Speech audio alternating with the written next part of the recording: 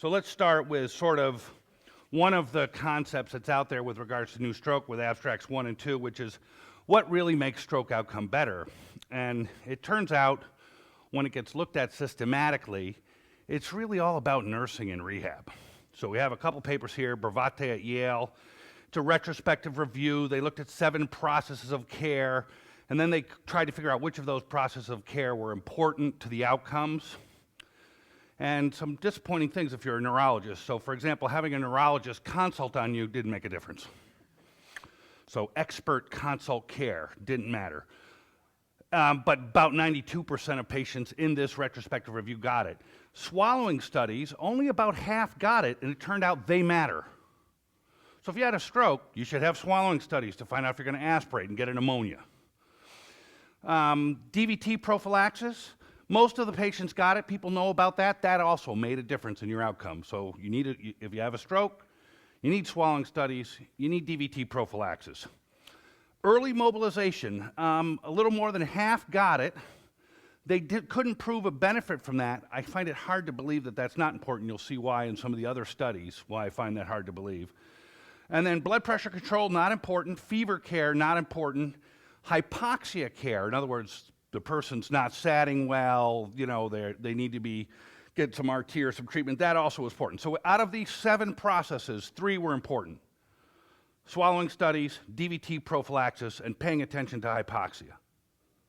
You're going to see this kind of echoed over and over again. Next paper from Australia, 1,000 patients, 19 stroke units. They randomized them here, so this is sort of a randomized prospective trial.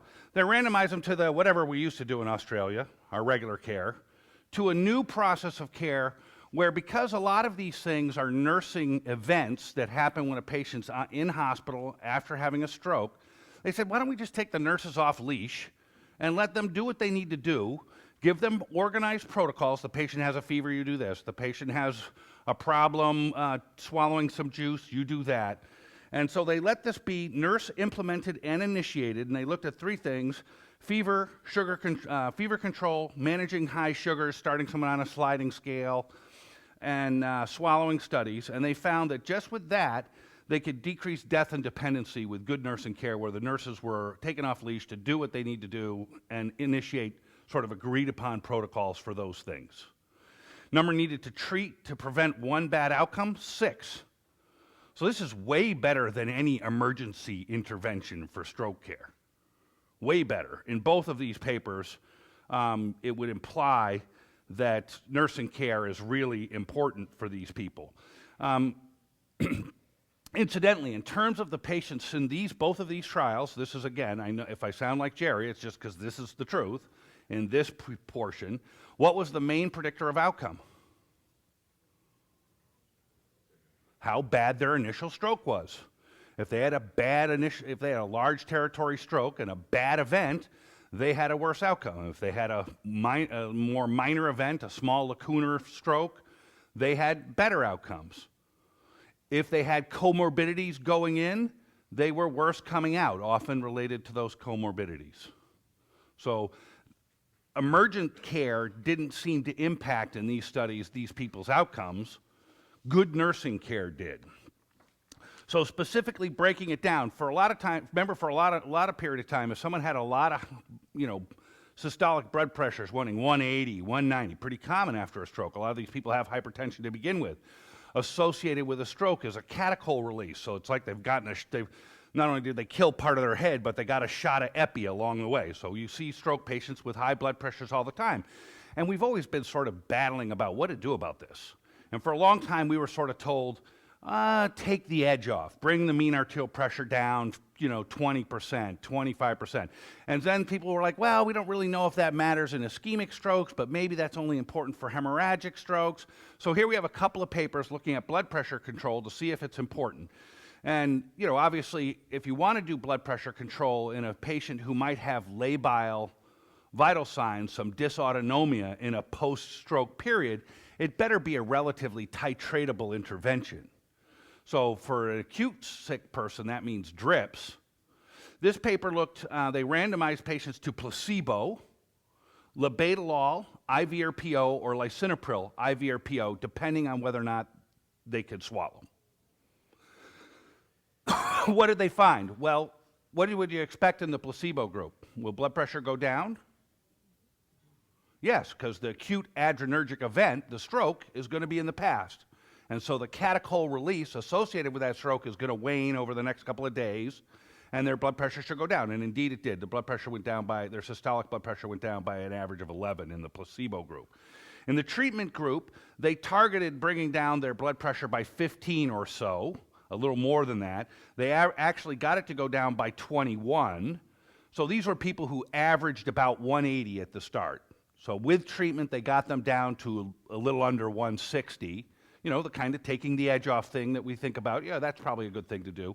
No benefit for neural function, death, or dependency. Managing blood pressure aggressively with drips or PO meds didn't work, at least in any acute outcome measure that they could do. Abstract 4 looks specifically at angiotensin receptor blocker therapy, so you know there's going to be a drug company interest here, and indeed this was funded by AstraZeneca. And they looked at using Candesartan, their ARB, in acute stroke, and what did they find? Don't do this, is what they found. So in the no ARB group, composite badness, death, stroke, stroke extension, MI, was 11%. That's no treatment, 12% with treatment. You could say that's a small trial, 1%, but still it was worse with treatment. And in terms of stroke progression, it was 4% with no treatment, 6% with treatment.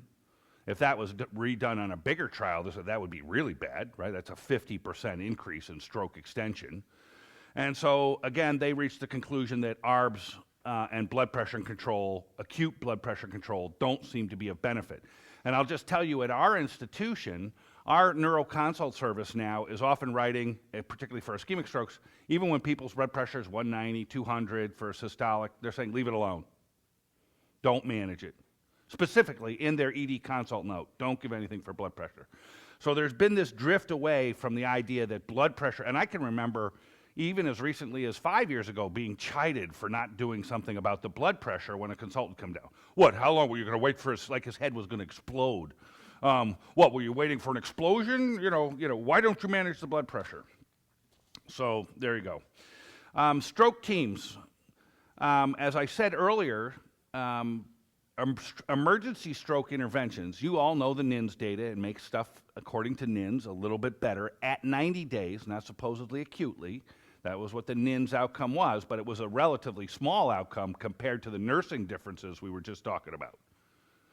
What about stroke teams? So we got this paper, Smith, it's widely quoted, 2010 paper, looked at 30-day outcomes for 6,000 strokes at 12 centers in Canada. Stroke Outcome Research CANS, SORCAN it's called, the SORCAN Working Group. And what they did was they said, let's look at these hospitals and we're going to divide them up based on whether they have a really organized care for stroke, multidisciplinary team, OT, PT, nursing stuff, fever control, sugars, all that, versus the places that have a less organized, they haven't dedicated, and you didn't necessarily have to have a stroke unit, but it was about how organized your care was. So they came up with an organization of care index, and they came up with 3 things, so you could have 0 to 3 as your score. And if your score for your hospital was 0, 1, they called it low, 2 or 3, they called it high. So they created this sort of artificial binary division between hospitals, high and low organization of stroke care.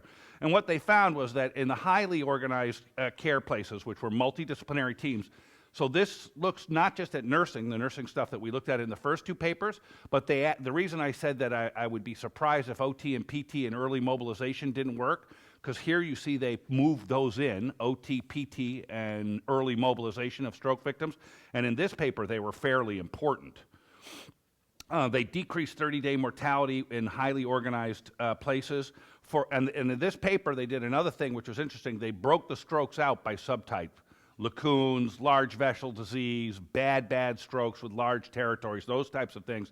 And for all subtypes, because they had a large enough sample with 6,000 strokes going in, they could actually do pretty good, there'd be a couple hundred, maybe 1,000 in every different stroke subtype. So they could look that even for the minor strokes, the lacunes, organized care mattered. You might say, oh, it's a minor stroke. They don't need transferred to a place with a stroke. No, it still mattered for them. For the bad strokes, it mattered. You might say, for a bad stroke, why would I bother transferring them? The die or cast, they're going to have a crappy outcome. No, it still mattered.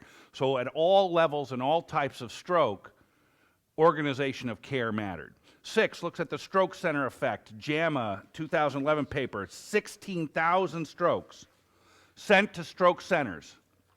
So now you have to have a stroke center.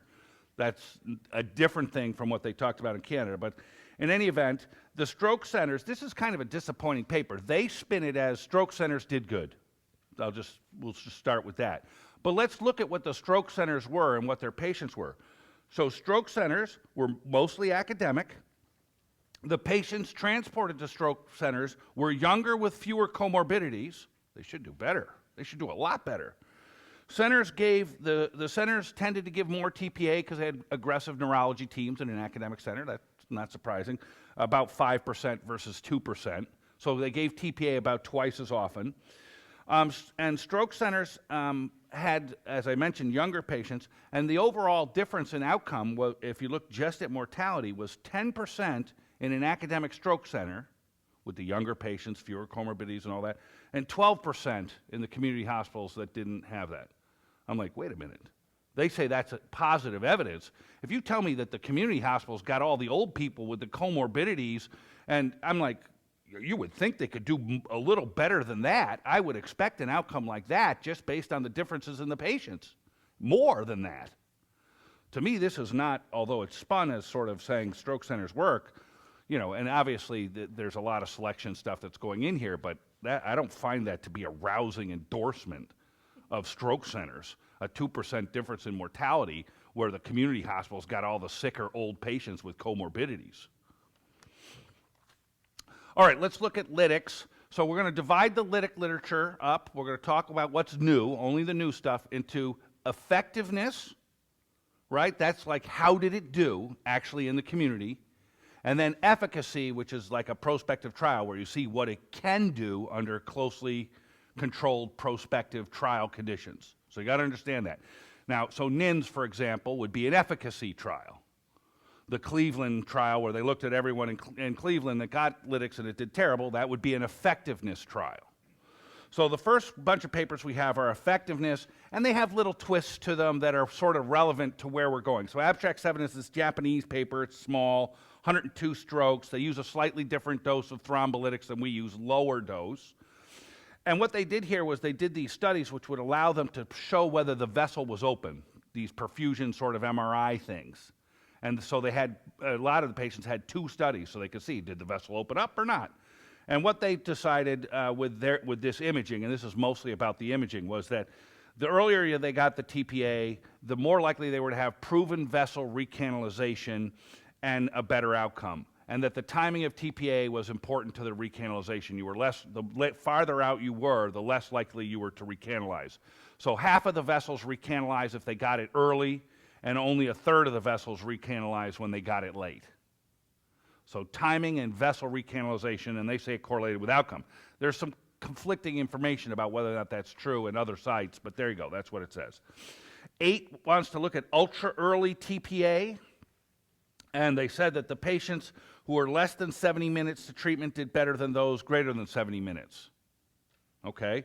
And what was the most thing that predicted outcome? Again, stroke size.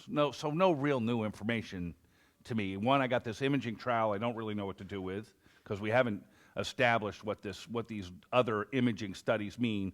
This one just looks at some timing stuff. 9 and 10 are paired papers. I'm going to start with 10, just so you understand that this politics is still ongoing and the stuff that Jerry's wrapped up in terms of conflicts and things like that.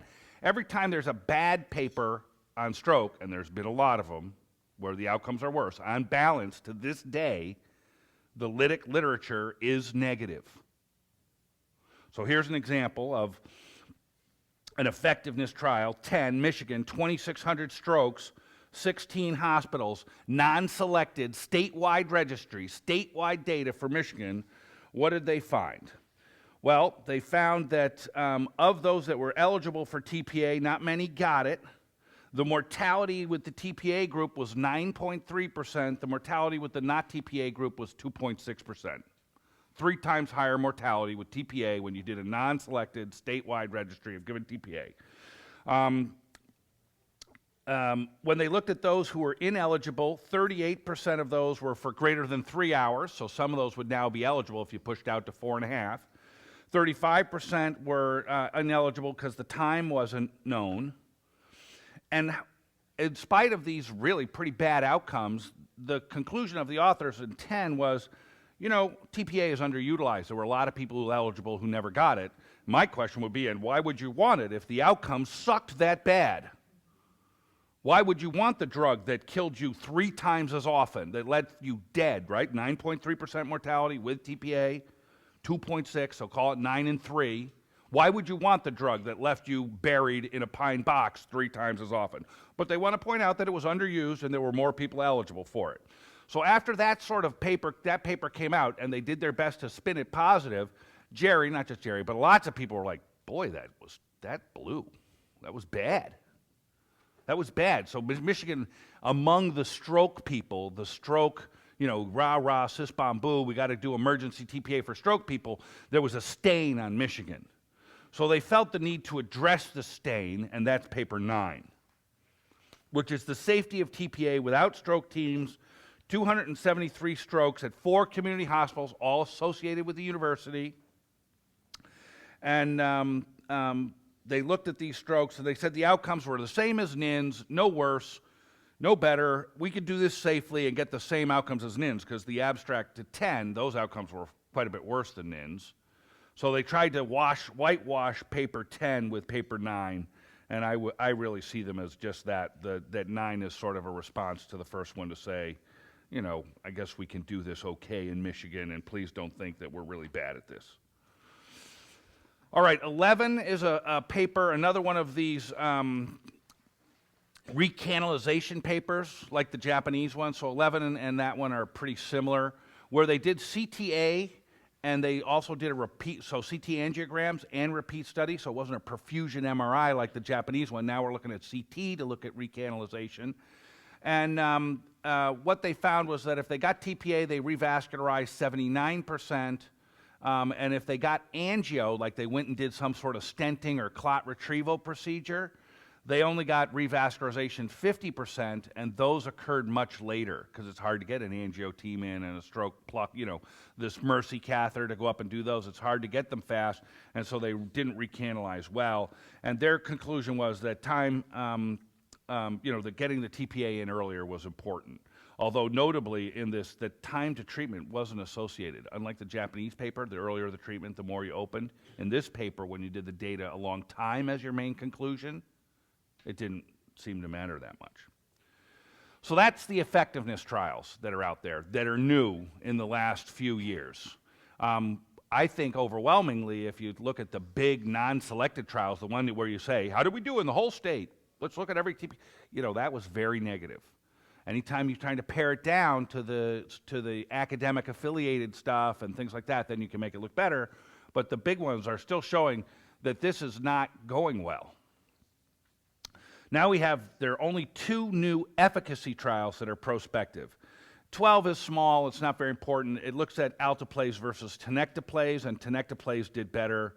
You know, you guys all have your own hospital protocol for what drug you're using. Someone else is going to make a decision in your hospital if you're going to change drugs, but there you go. This one just says tenecteplase did a little bit better without increasing bleeding.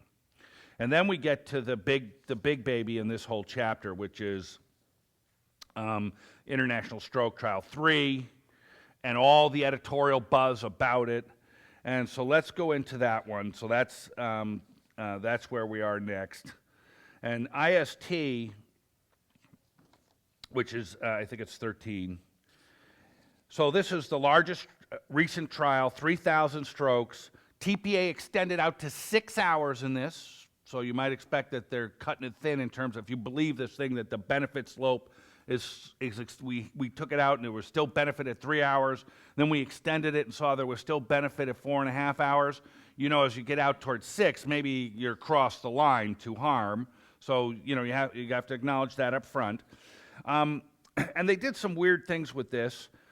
They did the first group the first 300 patients, they did their follow-up to determine their outcomes blinded with an in-person exam and things, where the person doing the exam, determining the outcome, didn't know what group they were in, treated or not.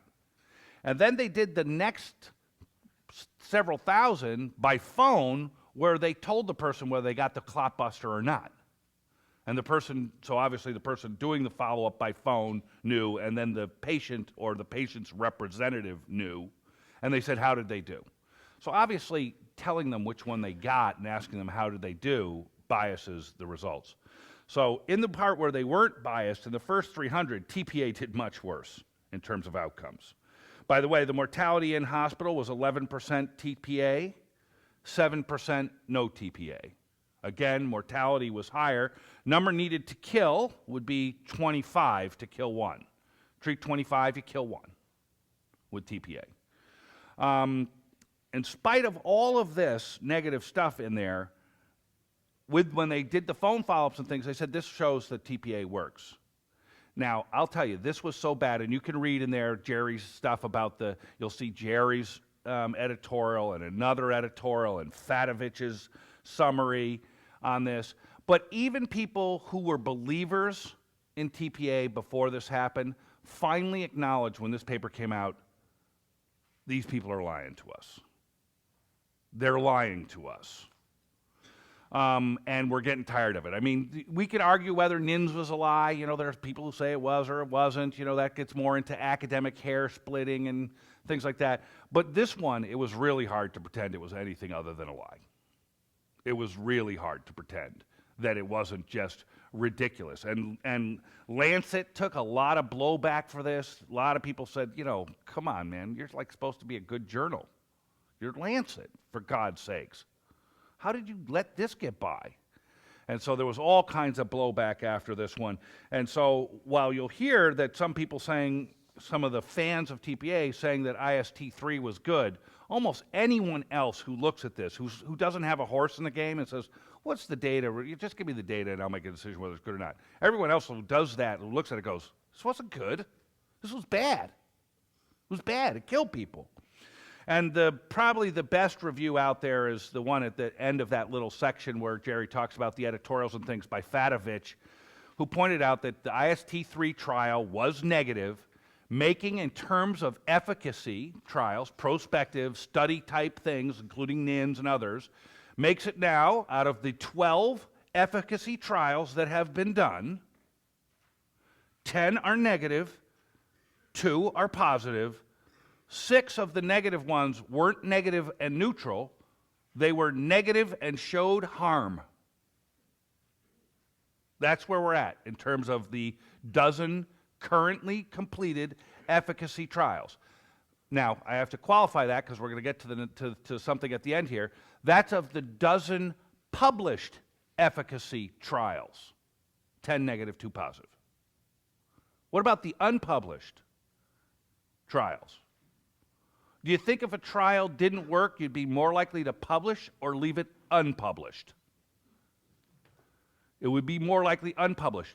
Are there a lot of unpublished stroke trials? Like you consented people, we're going to do this thing, we're going to do this, you're going to advance science, we want you to be in, you say yes. And do you think that it's ethical to consent someone for a life or death drug saying you're going to help society and not publish it? So let's go to that for entrance. Look at 16. How many unpublished trials are there in stroke? 16 is a fascinating trial. It's a British thing. They pointed out that they were able to identify through the Cochrane Registry and all that kind of stuff, 940 trials looking at any treatment in stroke. Some of them are as simple as aspirin or head of bed up or things like that, right? But a lot of them were pharmacologic. How many were not published? 125. With 19% of the total patients were unpublished. Of that group, 39 out of 43 were funded by a pharmaceutical company, meaning there was an active medical treatment arm, and they decided not to tell you about it because they didn't like what happened. And the number of unpublished trials hasn't been decreasing over time. It's been increasing over time. So in other words, there were a few unpublished ones, sort of background stuff. Let's try this little thing. Let's try that little thing. But as we move forward into the TPA era, the number of unpublished trials has been going up. That's a little fishy. So we're being denied access to a bunch of information, and the information we already have is not that good. Let's look at some stroke subtypes, because 14 and 15 are kind of important papers, because this is a new trend in stroke research. You've got to be aware of it. So one of the other things is saying, all right, so we've done this thing. We think it works for the right stroke, done at the right time, if you believe the NIN story. That's where we're at. You give this drug for the right stroke at the right time with the right NIHSS scores. Boom, you're in. You know, we're going to take good care of you. You're going to do better. But there's this background issue of some negative data out there, and so maybe what we need to do is find out who really benefits the most. Maybe we should be doing this, making determination of who gets Lytx, not just by time, but by stroke type. So one of the first stroke types to be looked at is abstract 14, which is basilar artery stroke, and this is a large group of basilar artery stroke, 600 of them. And basilar artery stroke, when they're bad, right, you get locked-in syndrome, or you're quadriplegic. It's not exactly a good thing to have. It's a really bad stroke. So you want to know, can we do it in these? Does it make a better? So they divided up their basilar artery strokes into the bad ones, locked in, tetraplegic or coma, and then the mild to moderates were anything less than that, but they had a known basilar artery stroke. And they looked at, in this desperate, horrible stroke, what if we do antithrombotic therapy only? What if we do IV thrombolysis? Or what if we go after it? We go up there and get a catheter in there and try and get it out, because this is so horrible. And what did they find? If you have a bad basilar artery stroke, nothing helps. If you have a bad stroke, you're going to have a bad outcome. This is about the worst stroke there is. Nothing will fix it. Sorry. If you're mild to moderate, antithrombotic therapy did just plain antithrombotic therapy did just as well as TPA are going after it. So simpler was better. And so it, unfortunately, in this bad stroke where you might warrant this aggressive, dangerous approach of going after it into the vessel or giving them Lytx and things like that, an attempt to try and make their outcomes a little better, it didn't pan out. Could mean aspirin, could mean clopidogrel, could mean, you know, a variety of other things. And so the simple treatment did the best, but the outcomes were pretty universally poor. And 15 says, all right, we got another type of stroke we want to look at that's concerning. If they have a carotid dissection, so large vessel disease with a carotid dissection, some people want to heparinize those, some people want to give them Lytx. So they looked at Lytx here. The TPA outcomes were bad. So in this study of 500 carotid artery dissections, it's hard to gather that many up, they didn't do well. TPA had higher mortality, increased complications, more death and disability, and much higher charges and costs. So in those two specific subtypes, because this is where research is going to look at stroke subtypes now, in those two specific subtypes, carotid artery dissection and basilar artery stroke, TPA didn't really work very well. It was disappointing. And then the last papers I'm going to leave you with are 17. I already looked at 16, which was the unpublished data, and 17 looked at sponsorship and conflict of interest. And when they looked at TPA for acute ischemic stroke, many of them are funded papers, and there are lots of conflict of interest. And this just says you need, you know, you could write a paper with a conflict of interest. It doesn't mean you're lying, but there have been some papers where it appears that this conflict of interest definitely flavored the way the results were reported. So there you go, and I'll leave you with that stuff to look at. But for a lot of people, like if you were to talk to Mike Heller, you know, he's one of the faculty here. In the beginning, Mike Heller would have told you, you know, it's messy, but TPA works. That's what he said. And it's going to get better and better. And we're going to nail this thing down, and we're going to make progress, and it's going to turn out to be an important therapy. That would have been what Mike would have said, you know, 5 to 10 years ago. But even someone like Mike, who was very much on the bandwagon saying, you know, I don't have a horse in this game, but I think the data shows it works. And we're just going to get better and better, would say now, particularly after IST3, even Mike is like, you know what? It's not getting better. And even Mike would say, in IST3, they lied. I don't like it. So if we're looking for some breakthrough, the new efficacy trials didn't offer it. And I'll stop there.